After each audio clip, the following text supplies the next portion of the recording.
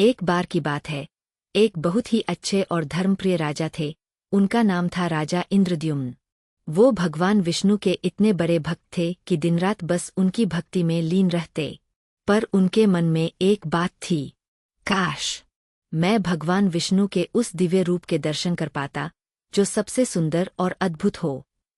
राजा ने अपने मंत्री और पुजारी विद्यापति को बुलाया और कहा, जाओ, पूरे देश में खोज करो, मुझे उस भगवान के दर्शन कराने होंगे। विद्यापति खोजते खोजते एक घना जंगल पहुँचे। वहाँ एक वनवासी बाबा रहते थे, नाम था विश्ववासु।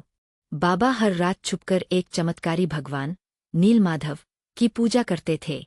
विद्यापति ने यह जान लिया और राजा को बुला लिया। लेकिन जब राजा पहुँचे, भगवान नीलमाधव गायब हो चुके थे। उन्होंने खाना पीना छोड़ दिया और भगवान से प्रार्थना करने लगे। तभी एक रात भगवान विष्णु उनके सपने में आए और बोले, हे राजन, चिंता मत करो, समुद्र से एक दिव्य लकड़ी आएगी। उसी लकड़ी से मेरी नई मूर्ति बनाना।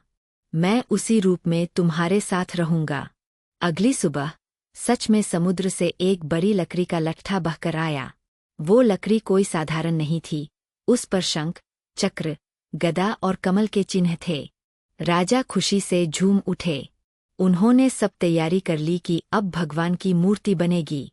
तभी एक बूढ़ा मूर्तिकार आया और बोला, मैं भगवान की मूर्ति बना दूंगा, लेकिन शर्त यह है, जब तक मैं काम करूं, कोई अंदर नहीं झांकेगा, ना दरवाजा खोलेगा।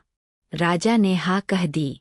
लेकिन कुछ ही दिन बाद रानी ने कहा, इतना सन्नाटा क्यों है? क्या वह मूर्तिकार चला तो नहीं गया? राजा डर गए। उन्होंने दरवाजा खोल दिया। जैसे ही दरवाजा खुला, अंदर मूर्तिकार गायब हो चुका था और वहाँ 3 अनोखी मूर्तियाँ थीं। एक थे भगवान जगन्नाथ, बड़ी गोल आंखों वाले। दूसरे थे बलभद्र जी, लंबे और शांत। बीच में थीं सुभद्रा जी, प्यारी और मुस्कराती हुईं। लेकिन मूर्तियों के हाथ पैर अधूरे थे। राजा घबरा गए। तभी आकाशवाणी हुई, हे राजन, यही मेरा रूप है। यह अधूरा नहीं, पूर्ण प्रेम और भक्ति का प्रतीक है। अब मुझे इसी रूप में पूजो। तब से पुरी में भव्य मंदिर बना और भगवान जगन्नाथ, बलभद्र और सुभद्रा की पूजा होने लगी। हर साल रथ यात्रा होती है, जिसमें भगवान अपने भक्तों के बीच आते हैं, बिना भेदभाव, सबको आशीर्वाद देने। तो बच्चों, इस कहानी से आपने क्या सीखा? भगवान का असली रूप हमारी भक्ति में है। जो सच्चे दिल से पुकारे, भगवान जरूर आते हैं। ईश्वर हर किसी के है, छोटे बड़े, अमीर गरीब, सब उनके बच्चे हैं।